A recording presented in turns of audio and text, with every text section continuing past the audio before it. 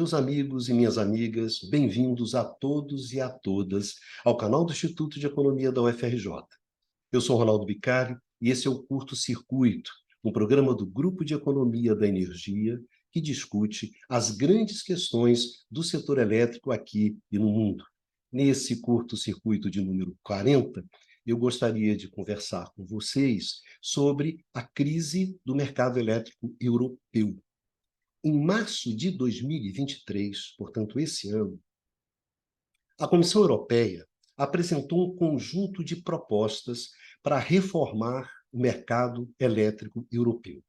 Esse mercado, ele vinha enfrentando uma crise desde o segundo semestre de 2021, que se agravou ainda mais com a guerra da Ucrânia a partir de março de 2022. O mercado elétrico europeu, ele é o projeto de construção de mercados competitivos mais ambicioso que você tem no mundo hoje. Então, discutir a crise desse projeto e as propostas para a sua superação é fundamental para entender o que está acontecendo no setor elétrico no mundo hoje. Principalmente quando a liberalização do mercado ela é defendida como a principal estratégia de superação dos problemas do setor elétrico brasileiro hoje por grande parte dos agentes que atuam nesse setor.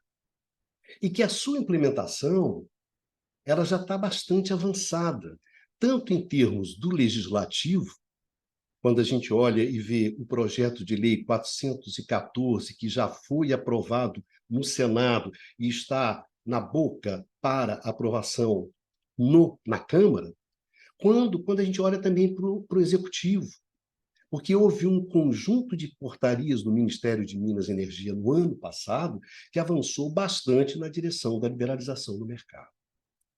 Então, gente, discutir esse tema, liberalização do mercado, os seus desafios, os seus problemas, é relevante. E é por isso que, nesse curto-circuito 40, nós vamos justamente discutir a crise do mercado elétrico europeu. Esse programa ele está relacionado a dois programas anteriores. Ao curto-circuito 35, no qual a gente discutiu a aceleração da liberalização do mercado de energia elétrica no Brasil, e o curto-circuito 36, no qual a gente ampliou essa discussão junto com a professora Clarice Ferraz. Então, esses são dois programas que, se você interessa sobre o tema, cabe você dar uma paquerada, você dar uma olhada, no curto-circuito 35 e no curto-circuito 36. E antes de começar, eu gostaria de lembrar para vocês que a gente coloca uma série de informações aqui embaixo, na descrição do vídeo no YouTube, que são informações que podem ajudar você a entender melhor esse tema que nós estamos discutindo hoje. E para terminar, não se esqueça que você pode ouvir esse programa no formato de podcast, no podcast Canal IE-UFRJ. Nesse podcast, você encontra todos os programas lá do canal do Instituto de Economia da UFRJ, inclusive o curto-circuito. Então vamos lá, vamos começar a nossa discussão e vamos começar pelo começo, né? Afinal, o que é esse tal de mercado elétrico europeu? Vamos lá.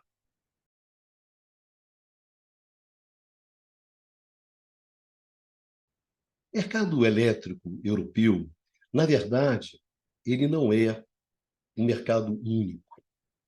Você não tem um sistema elétrico que cubra toda a Europa e no qual você pode manejar grandes blocos de energia de um país para o outro ao longo de todo o espaço geográfico europeu. Na verdade, você tem restrições para se fazer isso.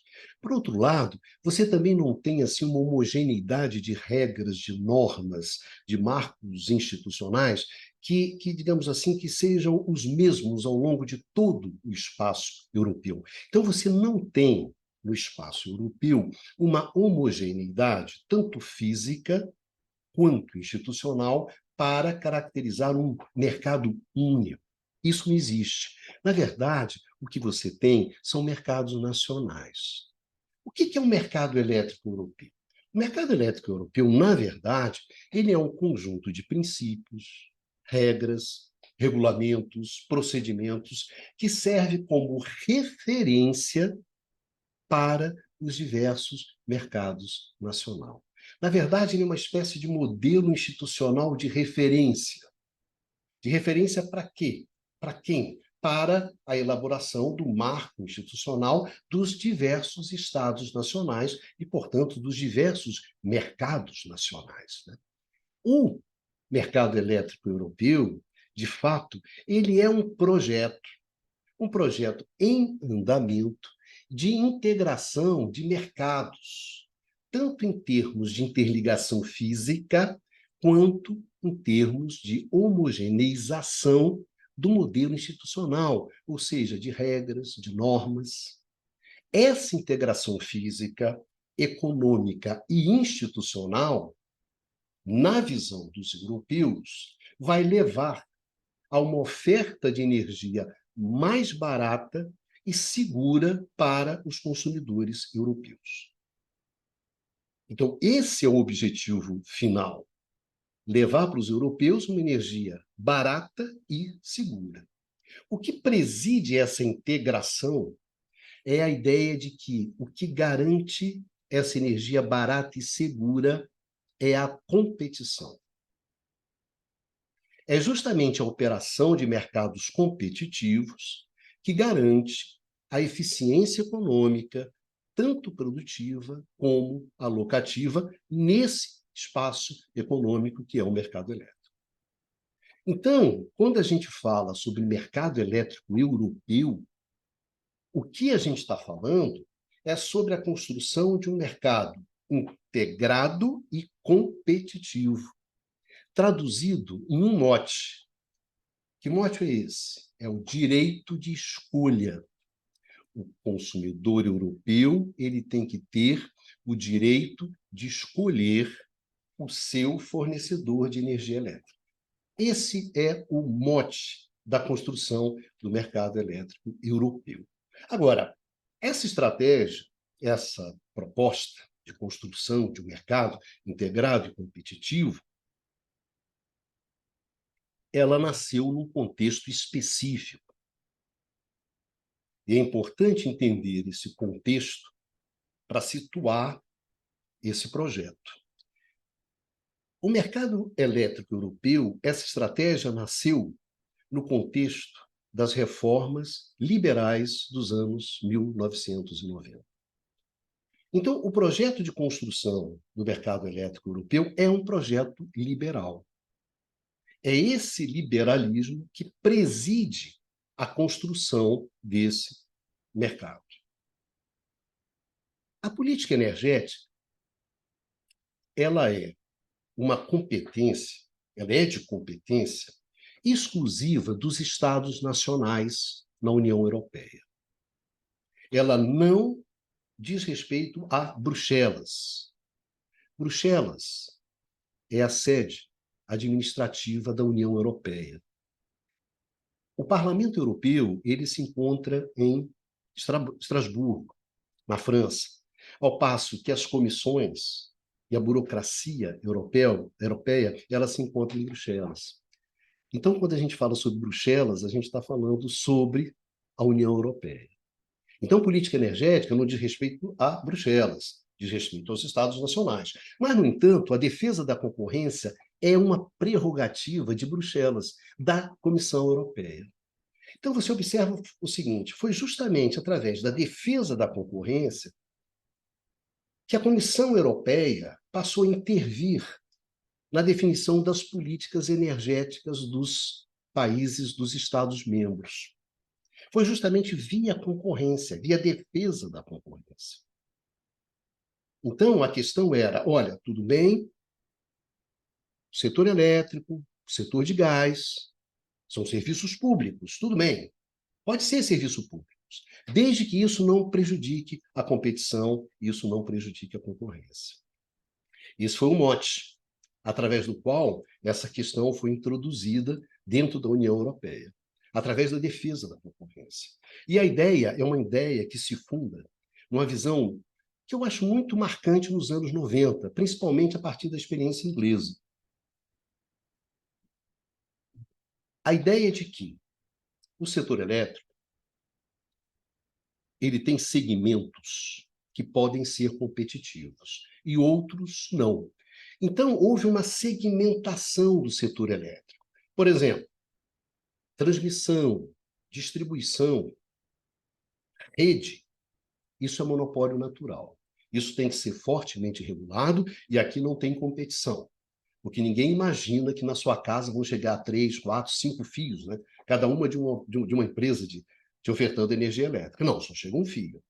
Então, essa atividade do fio, do transporte, da transmissão, da distribuição, essa atividade é uma atividade que, para ela ser melhor exercida, tem que ser exercida por uma empresa só. Porque quando você faz isso, você opera nas condições de custos mais baixos. Então, a melhor opção para oferecer esses serviços é o regime de monopólio. É o chamado monopólio natural. Então, isso aqui tem que ser muito regulado. Tem que ser fortemente regulado. Agora, a geração de energia elétrica, não. A geração de energia elétrica não é monopolista. Você pode ter competição na geração. E a comercialização de energia? Bom, a comercialização de energia também pode ter competição. Então, você tem a geração, você tem toda a parte de rede com transporte e distribuição e você tem a comercialização.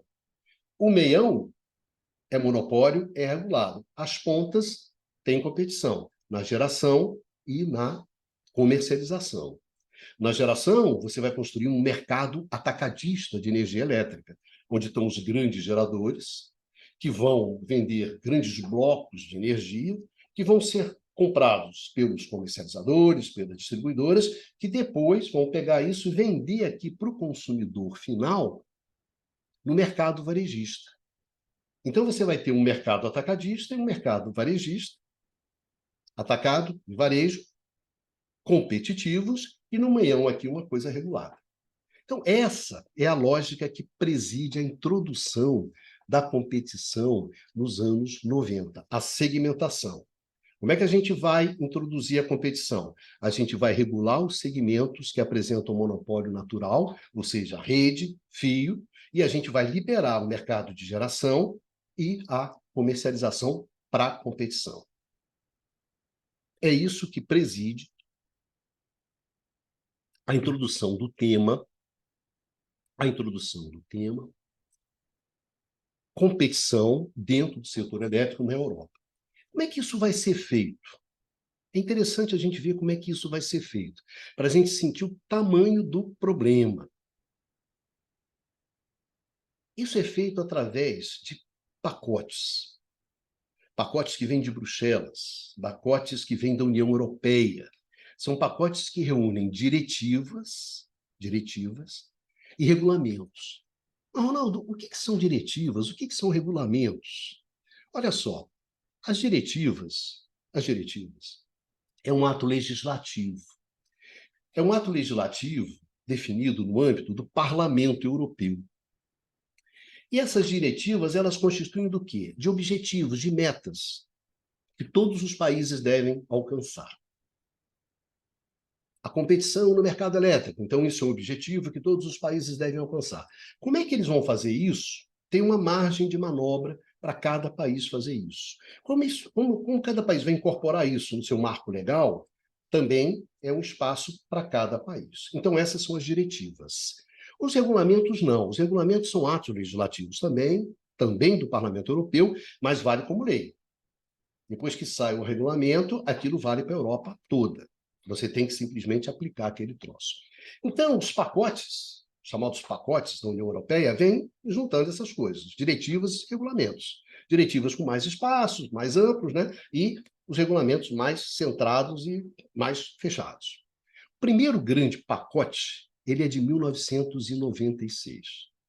O que esse pacote faz? Ele abole os monopólios nacionais de importação, exportação e comercialização de energia elétrica. Porque essas atividades, importação, exportação e comercialização, elas eram feitas por monopólios nacionais.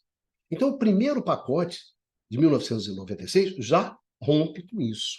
E começa a discussão sobre a liberalização do acesso às redes. Que era aquela questão, você tem que neutralizar a rede, tem que garantir que tanto os comercializadores como os geradores, que todos tenham acesso, e um acesso que não pode, tem que ser um acesso igual para todos, para que possa ter a competição nas pontas. E aí você começa uma coisa que é interessante a gente acompanhar, que é a separação desses segmentos. Você imagina o seguinte, a EDF francesa, ela tem geração, ela tem transmissão, ela tem distribuição e tem comercialização. Aí você fala assim, não, tem que separar isso. Uma empresa não pode estar em todo o segmento, e principalmente na rede, porque senão ela vai ter vantagem. Então você tem que separar a geração, da transmissão, da distribuição, da comercialização.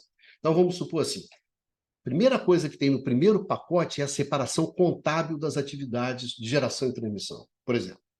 Então, a EDF ela vai ter que separar contabilmente as suas atividades de geração e transmissão. Tá bom, esse foi o primeiro pacote, pontapé inicial. Depois a gente tem um pacote em 2000, 2003. O que acontece? Acelera o processo de liberalização. Aqui, os consumidores industriais e domésticos, eles passam a ser livres para escolher os seus fornecedores de gás e eletricidade a partir de um leque mais vasto de concorrentes. Ou seja, não é simplesmente a quebra do monopólio de comercialização, de importação e de exportação. Não, aqui você diz que o consumidor europeu ele tem o direito de escolher os seus fornecedores de eletricidade. Ponto. E a separação, ela passa a ser jurídica das atividades ali, dos segmentos. Então, se antes a gente falasse, ó, geração e transmissão, EDF, você tem que separar isso contabilmente. Agora você diz assim, ó, não, isso aqui você tem que separar juridicamente. Ou seja, tem que ser duas empresas, uma EDF geração e uma outra EDF transmissão. Tá legal. Vida que segue. Aí você tem um terceiro pacote em 2009. Aqui é que começa a ficar realmente interessante. Por quê? Porque em 2009, pela primeira vez, você insere o tema da descarbonização, da transição energética, da questão ambiental, como um dos objetivos a serem alcançados. Então, você passa a ter dois objetivos: a descarbonização e a competição. Construir um mercado competitivo, integrado e sustentável ambientalmente. Então, aqui bota mais uma pimenta na nossa empada. Bom, também, para vocês terem uma ideia, estamos falando em 2009, o mercado europeu de carbono ele foi criado em 2005. Então, você está começando a incorporar fortemente a questão da descarbonização. O que trouxe o pacote de 2009? Ele trouxe várias reformas, dissociou a comercialização e a produção de energia da exploração das redes de transportes. E olha só, aqui o que tem interessante em 2009? Em 2009, a separação já é patrimonial. Nota bem, patrimonial. Antes, em 96, a separação da geração e transmissão, por exemplo, a EDF, era contábil, ó, separa as contabilidades. Depois, em 2000, 2003, era separação jurídica. Olha só, duas empresas. Agora, em 2009, era separação patrimonial, ou seja, a EDF não poderia ser dona da EDF Geração e dona da EDF Transmissão. Então, você vê que você está se aprofundando naquela estratégia de segmentação.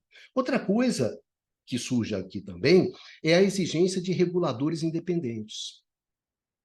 Reguladores independentes. E é proposta a criação de uma nova agência europeia de cooperação dos diferentes reguladores nacionais de energia. Ou seja, uma espécie de um regulador europeu.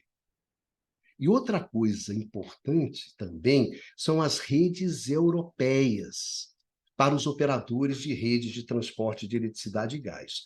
Ou seja, agora a rede, ela não é mais a rede francesa, a rede italiana, a rede belga, ela é uma rede europeia. E você tem que começar a criar condições de operar essa rede europeia sob uma lógica europeia.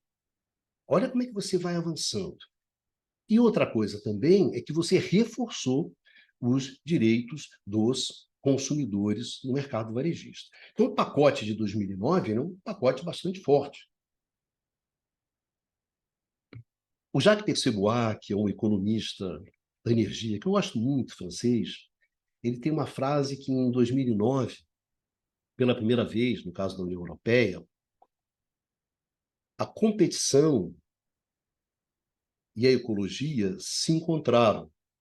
E, nas palavras do Jacques Percebuat, colidiram, bateram uma de frente para a outra, como a gente vai ver posteriormente. Mas 2009 ele é bastante importante, esse pacote. Você vai ter mais dois pacotes, um em 2019 e um em 2021, que, na verdade, esses dois pacotes eles aceleram essa questão da descarbonização. Em 2019, você procura introduzir regras no mercado, justamente para incentivar, para atrair os investimentos em energias renováveis.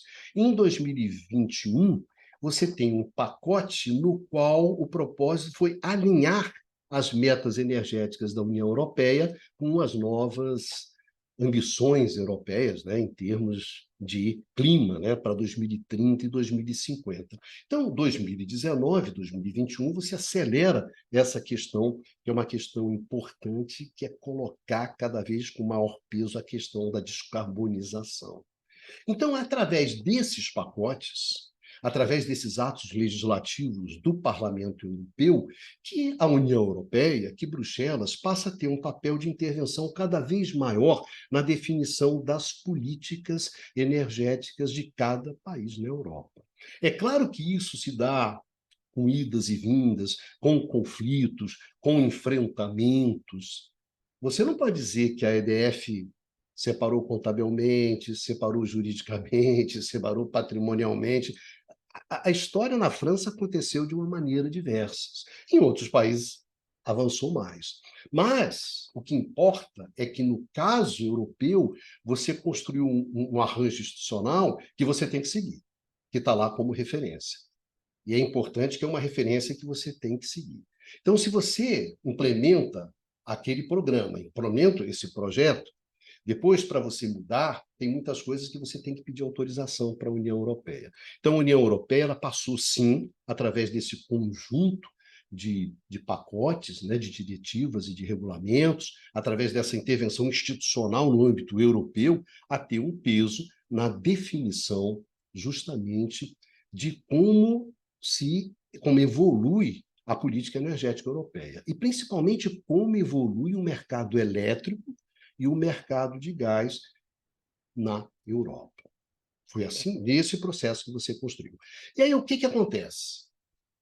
O que isso gerou de fato? Quais foram os mercados que você configurou? E como é que veio a crise a partir de 2021? Então, no próximo bloco, a gente vai ver justamente como é que esse conjunto de normas e regras se consubstanciou, se tornou concreto em termos de mercados, de quais foram os mercados que foram desenhados, e principalmente aquele mercado que é chave para a gente entender a crise, que é o mercado atacadista, e depois como veio essa própria crise. Isso a gente vai discutir no próximo bloco.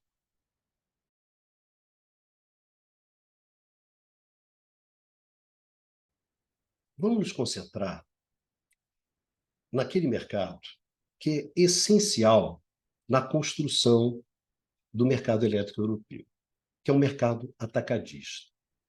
E ele é fundamental porque, na verdade, o preço é definido justamente nesse mercado. Então, vamos entender bem como funciona esse mercado, para a gente entender a lógica dessa construção e, principalmente, da onde é que veio a crise e como esse mercado, esse mecanismo, ele foi fundamental para ampliar o impacto da crise. Então vamos lá dar uma olhada nesse nosso mercado atacadista. O mercado atacadista europeu, modelo de mercado, que serve referência, né, nos países na hora de construir os seus mercados, esse mercado ele reúne os geradores, os comercializadores, que vão fazer o quê? que vão comercializar grandes blocos de energia. Esses comercializadores vão comprar nesse mercado atacadista para depois vender para o consumidor final a energia lá no mercado de varejo, lá no mercado varejista. O que tem interessante? O que tem de interessante nesse mercado atacadista, nessa proposta? Esse mercado atacadista, ele é um mercado marginalista. O que significa isso, Ronaldo? Significa o seguinte: o preço nesse mercado ele é definido a partir do custo marginal. O que significa isso? Significa o seguinte: quem define o preço nesse mercado é o custo da central mais cara de geração que você usou para atender a demanda. É essa central que tem o custo de geração maior que você usou na hora de atender a demanda, é essa central que vai definir o preço nesse mercado. Então, vamos imaginar que você tem uma demanda de 100 megawatt-horas. Aí, para atender essa demanda, você começa a utilizar as centrais, começa a empilhar, como se diz no setor, as centrais. Primeiro, você coloca as centrais mais baratas, de custo de geração mais barato, uma hidráulica, uma eólica, uma solar. Depois que você acabou essas centrais, né, essas centrais acabaram, não tem mais dessas centrais, você ainda não atendeu a demanda, aí você coloca as mais caras, as térmicas a gás. Então, isso aqui é como se você tivesse uma piscina, aí você tem que encher essa piscina de água, e essas águas, elas têm preços diferentes. Tem águas mais caras, águas mais baratas. Então, quando você começa a encher a piscina, você enche a piscina com quem? Com as águas mais baratas. Aí você vai botando as águas mais baratas, já botando as águas, já vai botando as águas. Aí acabaram essas águas, e a piscina ainda não está cheia. Aí você começa a colocar as águas mais caras. Pois bem, essa água mais cara que você colocou é que vai definir o preço de encher a piscina. Então, olha bem, não importa que você tenha um parque de geração, assim, que 99% você atende com uma geração muito barata, com custo marginal muito baixo. Por exemplo, energia hidráulica. Mas se você usar 1%, agora esse 1% que ficou faltando, 99% é barato, é dado. Esse 1% é uma planta cara para caramba. Você usa uma planta a gás, que você pegou um gás natural liquefeito importado do Texas. É essa planta que vai definir o custo marginal desse mercado e, portanto, o preço desse mercado. É assim que se faz. Por que se faz? Porque, economicamente, se diz que quando você faz isso, você está você está gerando um sinal de preços, você está gerando um sinal de preço que é o melhor sinal em termos de incentivar a eficiência econômica, a eficiência alocativa, ou seja, a eficiência produtiva, o investimento. Em termos econômicos, isso é a melhor maneira de se fazer. Não é através do custo médio, é do custo marginal. Tem uma discussão aqui? Tem, mas nós não vamos entrar nessa discussão, porque esse não é o mote. O mote hoje é a crise. Então, nesse mercado marginalista, no mercado atacadista de energia elétrica europeu, você define o preço através do custo marginal, ou seja, da central mais cara. Você tem a central mais cara. Aquelas centrais que têm um custo, mais baixo do que o custo marginal, Hidráulica, vamos imaginar que a que define o custo marginal seja uma planta de geração a gás, ciclo combinado, uma coisa assim. Essa é a planta que define o custo marginal e define o preço. As outras plantas que geram mais barato, hidráulica, eólica, solar, por exemplo, a gente chama de plantas de geração inframarginais. Nota bem, guarda isso porque isso vai ser importante. São plantas inframarginais. O que acontece com essa geração inframarginal, que é interessante? É o seguinte, olha só. Vamos imaginar o seguinte. Vamos imaginar que o custo de geração de uma hidráulica, que você colocou ali para atender a sua demanda, uma geração hidráulica, uma geração eólica, solar e uma geração térmica a gás. A geração hidráulica, qual foi o custo? 20 euros por megawatt-hora. Tá certo. E a eólica? Estou bicando aqui, hein, gente. 30 euros por megawatt-hora. E a solar? 50 euros por megawatt-hora. Deu conta? Não. Ainda tive que colocar uma planta de geração a gás. Quanto é que isso custou? A planta de geração a gás? 100 paus. 100 euros por megawatt-hora. 100. Pois bem, o preço vai ser definido a partir desse 100. 100. Cara, se o preço é 100 e eu sou uma hidráulica e eu estou gerando a 20, olha a margem que eu tenho, 80. O meu custo é 20 e eu estou vendendo a 100. A margem é 80. No caso da eólica, que é 30, a minha margem é 70. No caso lá do solar, que a minha margem, sei lá, o custo fosse 50, minha margem era 50. Essa diferença, esses 80 da hidráulica, por exemplo, a gente chama isso de rendas inframarginais. É justamente essa renda que você tem, porque o seu custo está muito abaixo do custo marginal que definiu o preço naquele mercado. Isso são rendas inframarginais. E é claro que saltam aos olhos o seguinte: salta aos olhos que, quanto maior for essa diferença, maior é a renda. Quanto mais cara for essa central de geração que está entrando, maiores vão ser as rendas inframarginais. E se o custo dessa geração marginal subir, o que vai acontecer com as rendas? Vai aumentar. Ou seja, a minha hidráulica, custo dessa minha hidráulica, 20 euros por megawatt-hora.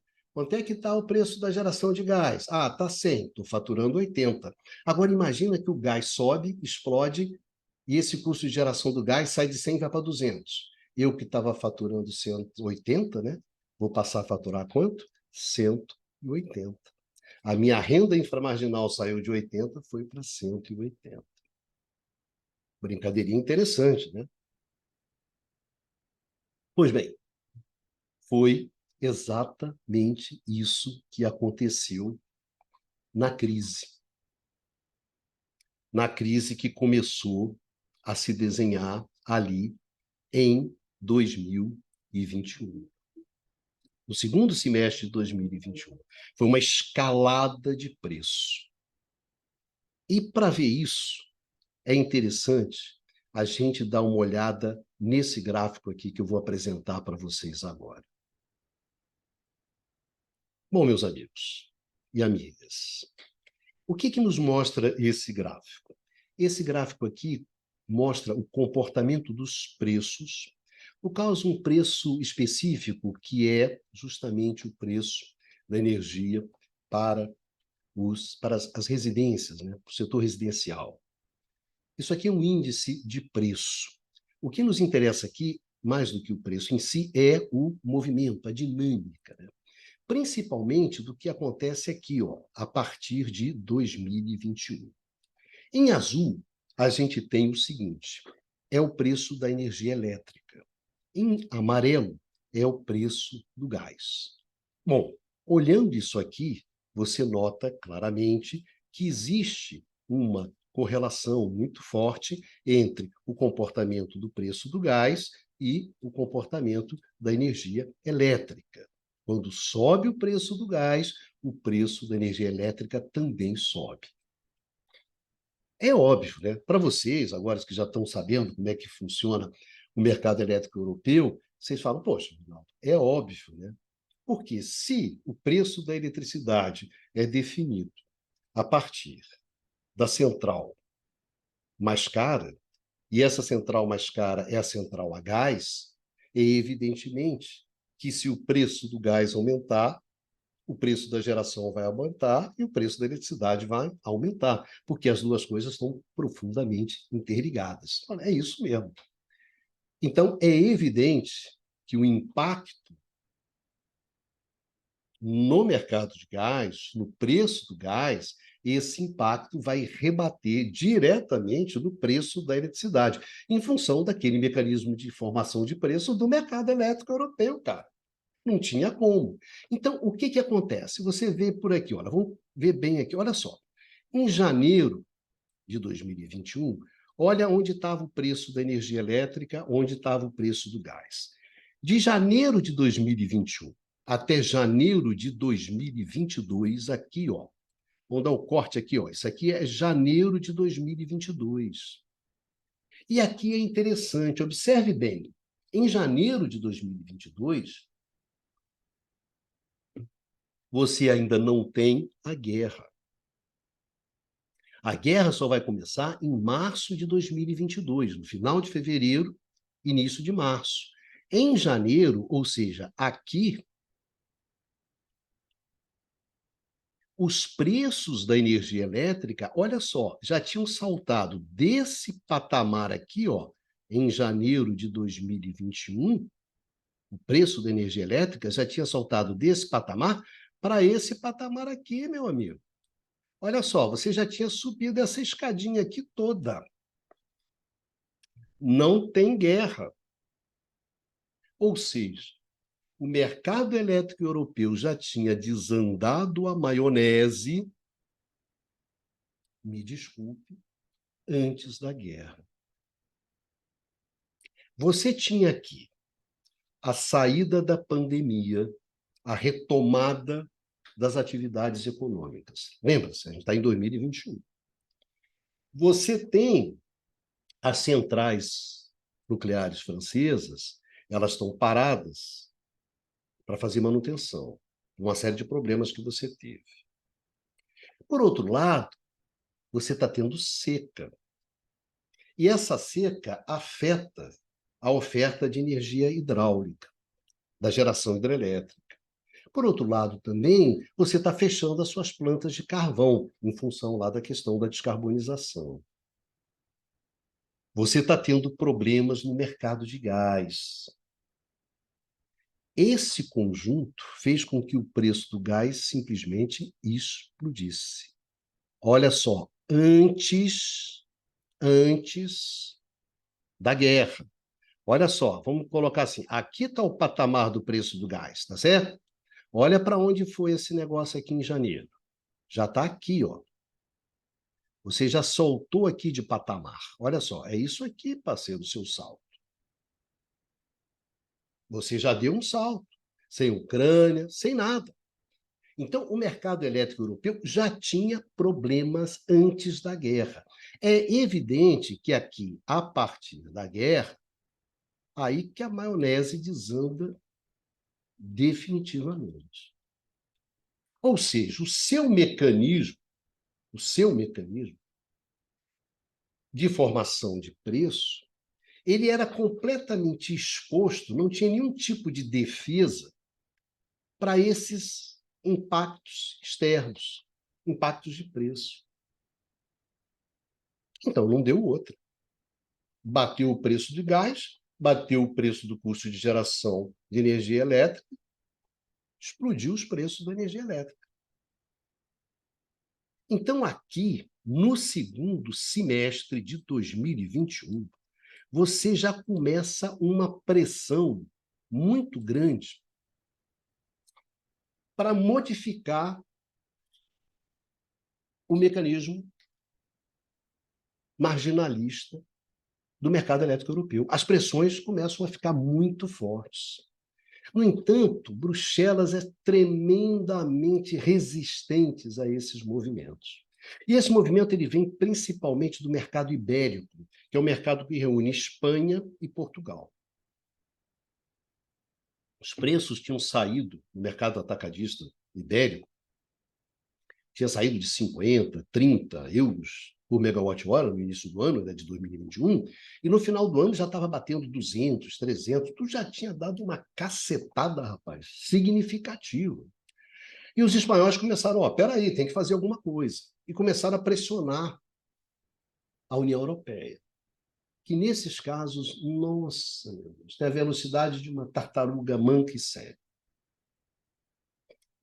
Só foi aprovar alguma coisa lá para maio de 2022. E aí, como é que foi essa resposta inicial? Essa resposta inicial, cara, foi o seguinte. Ali no cada um por si, Deus contra todos. Né? Em primeiro lugar, vamos tentar colocar algum preço teto no gás. Então, quando você for levar em conta o preço de geração da energia térmica a gás, isso aqui vai ter que ter um limite, vai ter que ter um teto. Então, uma das soluções foi taxa com teto nesse negócio. E aí começa a negociação com a União Europeia, com Bruxelas, para ver como é que vai ser esse teto. Isso é uma questão. A outra questão foi o seguinte, cara, vamos taxar essas rendas inframarginais. Vamos fazer uma taxação em cima disso, porque esses caras estão ganhando grana pra caramba. Pô. Uma hidráulica, o cara está nadando. Vamos taxar isso. Vamos taxar também as empresas de gás, né? De produção de gás, de petróleo, porque aqui você tem lucro extraordinário para tudo quanto é lado. Então, tá a galera toda se ferrando, tem o pessoal aqui que está se dando super bem. As propostas, elas vieram mais ou menos em torno disso, ali na hora do vamos ver, em 2022. E a europeia é muito resistente. Não, não pode fazer isso, senão você desincentiva o investimento. Ele sempre tem uma porrada de justificativa para ficar neguinho levando grana. E uma outra coisa, além de taxar rendas inframarginais, de taxar empresas de energia, de meter um teto lá, é muito subsídio, cara. Muito subsídio. Em 2022, em termos de subsídios, a Europa gastou, cara, alguma coisa em torno de quase 600, 700 bilhões de euros. Só a Alemanha, 200 e pau. Esse foi o conjuntão ali na hora. Mas ali foi no vamos ver, estamos no sufoco. Mas aquilo ali sinalizou claramente o seguinte, olha só, cara, esse negócio aqui não está legal, não. A volatilidade é muito grande, a variabilidade, o consumidor fica exposto. A gente está muito vendido nesse negócio. Tem que ter mais mecanismo de proteção. E aí você começa a discussão. Essa discussão vai desembocar nas propostas de março de 2023, que a gente vai ver justamente agora. Sim, mas aí finalmente, quando a União Europeia se moveu, ela se moveu para onde? Vamos lá dar uma olhada. Que proposta foi essa da União Europeia para sair desse tremendo, desse rolo que havia se metido lá o mercado elétrico europeu?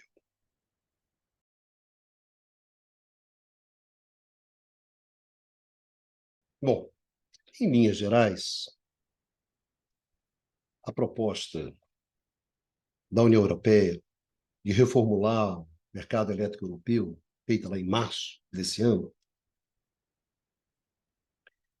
quais eram os objetivos gerais? Bom, os objetivos gerais eram reduzir a variabilidade dos preços, a volatilidade dos preços, tentar encontrar mecanismos que fizessem com que os consumidores eles não ficassem tão expostos a essas escalonadas de preço, a essas variações todas. Então, tentar construir uma estabilidade maior do mecanismo de preço dentro do mercado elétrico europeu. Então, esse era um objetivo, tentar uma estabilidade maior. Outro objetivo era acelerar a introdução das energias renováveis, de tal forma a atender cada vez mais, né, os ditames da urgência climática, da descarbonização, e, ao mesmo tempo, aumentar a autonomia, a soberania energética da Europa, dependendo cada vez menos, tentar eliminar a dependência europeia do gás russo. Então, essa era uma questão muito associada à guerra, né? Então, o aumento das energias renováveis avançava em termos da questão da descarbonização, mas também em termos do aumento da soberania energética. Então, esse era o objetivo. Eu diria que esses eram os grandes objetivos. Tentar aumentar a estabilidade, tentar avançar nas energias renováveis e tentar, olha bem, tentar fazer isso mantendo o modelo competitivo europeu. O que significa isso? Agora, em termos concretos. Em termos concretos, o que significa o seguinte, é que não muda nada, nada em termos essenciais. Ou seja, o mercado atacadista europeu, aquele mercado onde você forma os preços de energia elétrica, ele vai continuar funcionando da mesma maneira. Ou seja, quem vai definir o preço é o custo marginal, é o custo da planta de geração mais cara. Isso não mudou. Isso não mudou. Você não é, mas se isso não vai mudar, como é que vai ser a história? Bom, vamos tentar estabilizar isso da seguinte maneira: vamos tentar construir condições para que a gente tenha contratos de longo prazo e contratos com preço fixo, de tal maneira que o consumidor não fica exposto, então, a essa variação toda de preços, a esses choques de preço.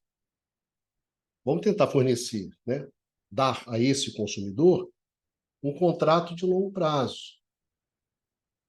Mas olha só, um pequeno consumidor, um consumidor residencial, uma pequena empresa, uma média empresa, ela não tem condições de assinar com um comercializador de energia elétrica um contrato de longo prazo, um PPA, como se diz. Porque esse pequeno consumidor, ele não tem condições de gerir o risco dele. Quem faz isso são os grandes consumidores. Os caras grandes é que têm condições de fazer contratos de longo prazo. Porque aqui tem um risco, né, cara? Você faz um contrato de longo prazo, com preço fixo de energia elétrica, e aí? Quem é que fica com o risco dessa brincadeira? Aí que vem a proposta da União Europeia. O Estado, ele entra e ele é que banca esses contratos com os pequenos consumidores, de tal forma de dar a esses consumidores a possibilidade de ter um contrato de longo prazo, de ter uma estabilidade justamente no preço da sua energia elétrica. Então, é isso aí que vai. Então, por exemplo, o risco de crédito, se você tiver algum tipo de risco de crédito e os consumidores pequenos não conseguirem pagar, então entra o Estado para dar segurança ao comercializador. Então, você recorreu ao Estado. Isso é um fato. E, além do mais, se tiver algum problema lá com o fornecedor de energia, você vai criar uma figura assim de um supridor de última instância, que, por exemplo, se o seu fornecedor de energia elétrica quebrar, tiver algum problema, vai ter um supridor que vai vir e vai substituir ele e vai garantir a energia dentro daquelas condições contratuais que você fez. E para os consumidores maiores, a ideia olha, de você ter um contrato de aquisição de energia elétrica, também para os caras maiores, e tentar estender esses prazos. E aí tentar se desenhar alguns mecanismos, né, que permitam você gerenciar esse risco usando lá mecanismos de mercado. Mas então a ideia é prolongar os contratos, né? Estender os contratos para dar maior estabilidade. Então essa foi uma proposta lá colocada, que tem alguma coisa de novidade, entre aspas. E a outra foi uma coisa chamada contratos por diferença, para resolver aquele problema relativo às rendas inframarginais, a essa distorção. Ué, como é que a gente faz isso? A gente faz o seguinte, presta atenção. Vamos imaginar o seguinte, você quer fazer uma planta eólica, fazer um investimento. E eu sou o Estado e eu quero incentivar isso. Então, para incentivar isso, eu faço o seguinte com você. Olha só, cara, eu vou fazer um contrato com você, um contrato por diferença. A gente estipula um preço para a sua energia. Esse preço ele vai te dar uma remuneração legal. Então, marcamos esse preço. Aí, quando você vai para o mercado, vamos dizer que o preço da energia no mercado vai ter muito maior do que esse preço que a gente combinou aqui. Então, o que acontece? Essa diferença aqui, no limite, ela fica com o Estado e o Estado transfere para o consumidor. Então, você não tem mais essa renda inframarginal desse cara aqui, tá certo? Daquela hidráulica que o custo de geração era 20 e o preço do mercado batia 100. Então, esses 80 não são seus, parceiro. Isso aqui fica comigo. Mas, em compensação, se esse preço do mercado sair lá de 100 e vir para 10, eu cubro você. Eu, Estado, vou lá e boto uma grana aqui. De tal forma que você não tem esse prejuízo. Então, esse foi uma solução, custos, né, por diferença, para tentar reduzir a distorção dos ganhos extraordinários, né, dos lucros extraordinários, das rendas inframarginais, sem penalizar a expansão das energias renováveis. Os contratos de longo prazo, contratos garantidos, né, pelo governo, e os contratos por diferença. O que tem de diferente na proposta lá de março de 2023 da União Europeia, basicamente, realmente original, é isso, para a União Europeia. Porque contrato de diferença, contrato de capacidade, essas coisas já estavam na reforma inglesa de 2013, de 10 anos atrás. Contrato de diferença já faz parte lá do mercado elétrico inglês há 10 anos atrás. Então, aqui não tem nenhuma originalidade. Mas foi o que a União Europeia fez de mais diferente. Porque o resto, o que tem o resto? O resto é assim, bom, a gente pode usar também instrumentos, mecanismos financeiros para gerir risco. Então, nós podemos usar mercados futuros, contratos futuros. Mas, para fazer isso, a gente tem que melhorar o mercado futuro de energia elétrica na Europa. Bom, tudo bem, vai fundo. O problema é exatamente como é que você melhora isso. Então, aí, acho, não acrescentou chomas. Outra coisa também, que vai um pouco na direção que a União Europeia adora, a gente tem que aumentar a possibilidade para o consumidor ter vários contratos. Contratos de curto prazo, contratos de longo prazo.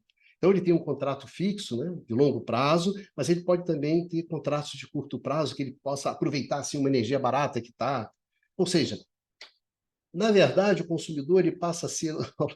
Ele é multicontratos. Na verdade, ele é um feixe de contratos. Né? Vários contratos e ele vai administrando e utilizando isso. Né?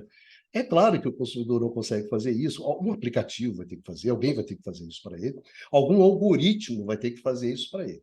Então, esse é o consumidor aqui, na visão da Europa, sempre é isso. Esse consumidor que vai maximizar, otimizar, aproveitar essa gourmetização, não é um consumidor, é um algoritmo. Então, você tem um algoritmo, que é o consumidor desse lado, e as empresas aqui ofertando também vai ser outro algoritmo. Né? Então, você vai ter um algoritmo das empresas que estão ofertando energia, você vai ter um algoritmo do consumidor, e vão disputar algoritmo contra algoritmo, máquina contra máquina. Né? É quase uma Odisseia, 2001, Odisseia no espaço. Né? São a batalha dos algoritmos e dos computadores. E onde é que a gente fica? Não sei bem onde é que a gente fica nessa história. Mas a União Europeia adora esse tipo de proposta. Outra coisa é você remunerar o consumidor, né? Aquele consumidor que abre mão do seu consumo na hora de maior pico, né? Quando a energia está mais cara. Então, ele vai ser remunerado. Então, não vou tomar um banho agora, vou deixar para tomar um banho na madrugada, quando a demanda é mais baixa, então o preço é mais baixo. Então, se você fizer isso, você é remunerado. Né? Agora, para fazer isso, você tem que ter uma interface, toda uma mediação tecnológica, você tem que ter medidores inteligentes, enfim. Também é uma coisa que estava aí na pauta, também não tem novidade nenhuma, e segue mais ou menos um tópico que a União Europeia gosta, né? Essa questão do direito da escolha, e esse cara que sabe escolher, que escolhe maravilhosamente, que tem tempo, que tem condições, etc. Mas no dia que tiver um aplicativo, um algoritmo, isso tudo vai ser resolvido, na visão da União Europeia. Então, isso não tem nada de novo, porque isso está sempre rolando nessas discussões liberais, né? Tem também uma coisa que, não, vamos aumentar a liberdade do consumidor, né? Então, por exemplo, se você tem um painel solar em cima lá da sua casa, você vai poder compartilhar essa energia com o seu vizinho. E vai se tentar criar um mínimo de, ou vender para o seu vizinho, compartilhar, enfim, vai se tentar resolver os problemas desse compartilhamento, né? Se você for falar isso para a distribuidora quase morre. Mas, enfim, não é uma coisa simples. Mas é interessante, tudo bem. Mas esse é um pacote que eu acho que essa parte é a parte mais de purpurina, é mais de enfeite ali, do que realmente da essência. Eu acho que a questão essencial são os contratos de longo prazo, a tentativa de fazer isso, e os contratos de diferença. Ponto. É isso aí que tem de fundamental. O resto é um pouco paetê, é um pouco purpurina, é um pouco da cascata da União Europeia, como sempre, mas eu acho que tem de fundamental, é que, na essência, você não mudou nada. Na essência, você não mudou coisa alguma. Ou seja, o preço vai continuar sendo definido pela central mais cara, leia-se a central de gás. Significa o quê? Significa que você continua remunerando esse produtor de gás, esse setor de gás. Esse não vai ser atingido. O que você atingiu foi as rendas inframarginais lá do pessoal das renováveis. Tentou ali chegar a uma conta de chegada ali com os contratos de diferença, mas essa outra parte aqui, do setor de energia, você não tocou. Então, eu acho que, ao fim e ao cabo, o que você tem é essa situação. A Europa foi, e a União Europeia acabou fora. Sendo que tem, para terminar, uma última questão, que diz bem respeito sobre as dificuldades que você tem nessa questão europeia e dos amanhã passou lá ontem que você aplica. O que aconteceu? A França, ela tem um parque térmico, tem um parque nuclear que gera uma energia muito barata. Muito barata. Só que essa energia barata, no mercado francês, pelo modelo europeu, não chega. Porque o que define para o francês o preço da energia não é o preço da energia nuclear barata que ele tem, é o custo marginal. Então, o que acontece? Os franceses ficam putos com isso a porrada de tempo, ficam ali num cabo de guerra com Bruxelas, Paris e Bruxelas, há um tempão em torno disso. Então, o que os europeus, o que os franceses falaram? Tudo bem, olha só, eu vou ter que fazer um investimento aqui para renovar, na verdade, para renovar, para fazer um retrofit, uma repotencialização, uma atualização desse parque de nuclear que eu tenho. Parque nuclear, cara, que os caras têm desde 1984 e 85. Essas plantas térmicas, as plantas nucleares francesas, já têm lá 30, 40 anos. São de 84. 84. Entre 74 e 84, 75, 85, é quando esse parque nuclear francês foi construído. Um prazo muito curto, mas está lá. Pô, isso aqui tem que atualizar, isso aqui tem que modernizar, então tem investimento para ser feito aqui.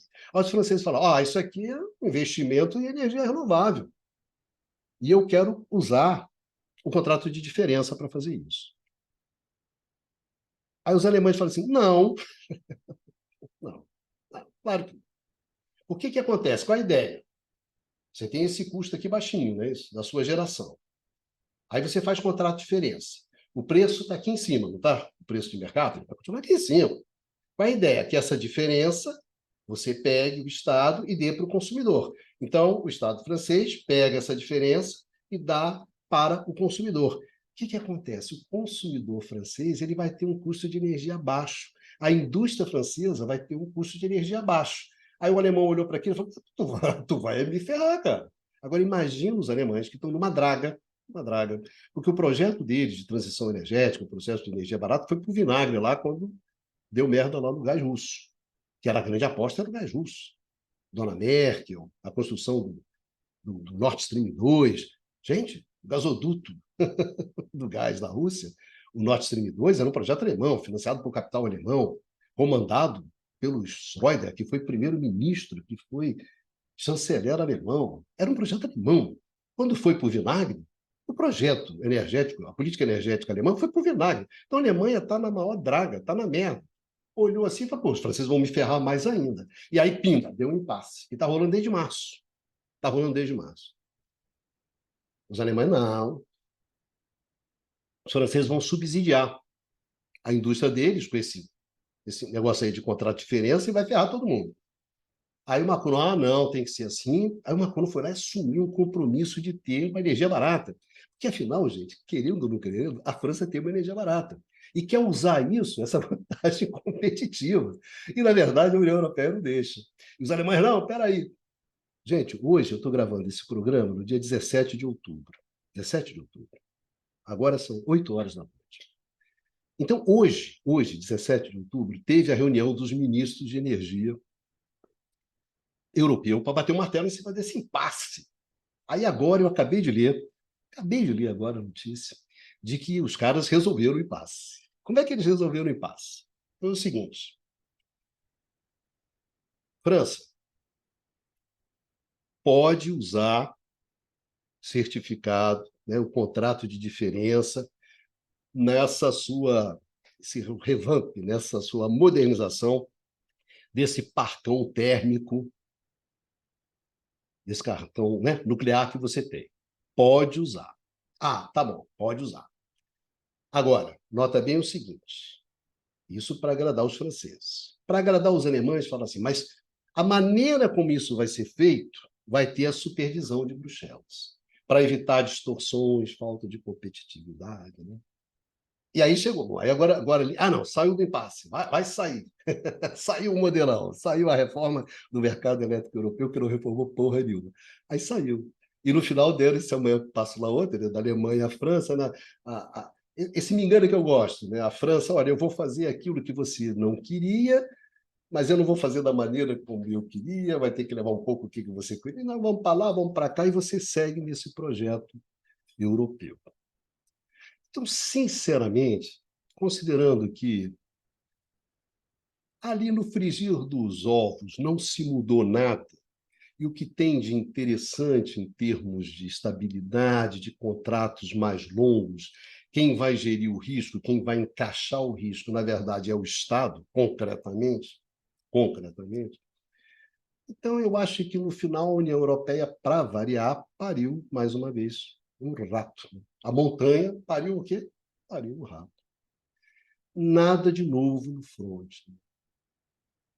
A União Europeia, ela reafirmou o seu compromisso com a competição, o mercado competitivo, com o mercado no custo marginal, tal. É isso que a Europa fez. Vamos ver o que vai rolar. Mas, sem dúvida, amanhã você vai ler lá no jornal, né? Na Europa, fecha o mercado, agora a gente vai, as energias renováveis vão, agora vai. Mas vamos, não é que nem agora vai lá da guerra da Ucrânia. Não, agora a gente bota os russos para correr. Agora o mercado elétrico vai. Né? A Europa atualmente vive dessas coisas. Né? Mas, como dizia o meu velho pai, de ilusão também se vive. Mas enfim. Meus amigos e minhas amigas, um grande beijo em vocês todos e todas. Muito obrigado pela atenção e a gente se encontra aqui no canal do Instituto de Economia da UFRJ no próximo Curto Circuito. Vida que segue e se cuidem, vamos em frente.